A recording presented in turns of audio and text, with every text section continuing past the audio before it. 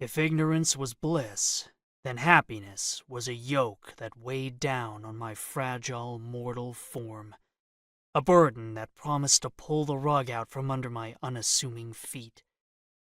However, I was assuming it.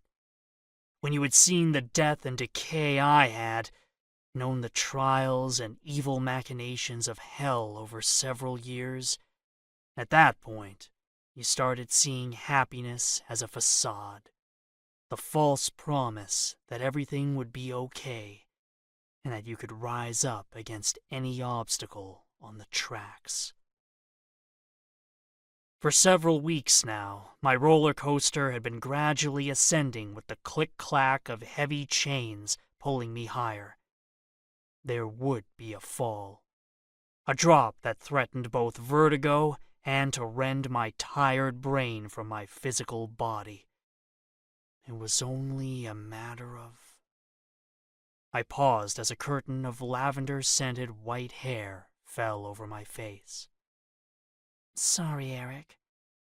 Soft lips kissed the top of my head.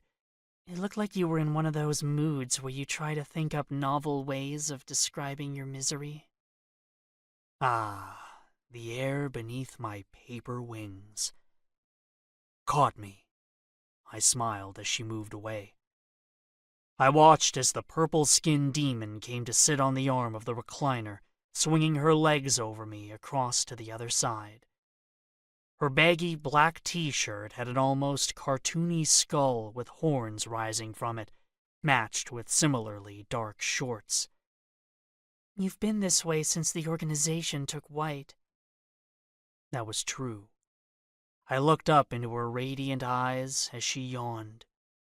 We had retrieved the odd-looking bird form of my patron from the park, nurtured him, and he grew. At first, he was the size of a robin, then a raven. Once he grew small arms and started to talk, the org recalled him, like some manner of defective toy. It was an odd juxtaposition to have my patron demon as almost a pet. After seeing what damage he could cause in his true form, if that was even it, I had been filled with further questions. As if I didn't already have a backlog. The only reason I hadn't written them all down was the very real fear that I would drown in the... Eric! Sorry, Pearl. I put an arm around her lower back and leaned into her. We really needed to get a couch. The recliner wasn't built for two. Not knowing is almost as bad as not doing.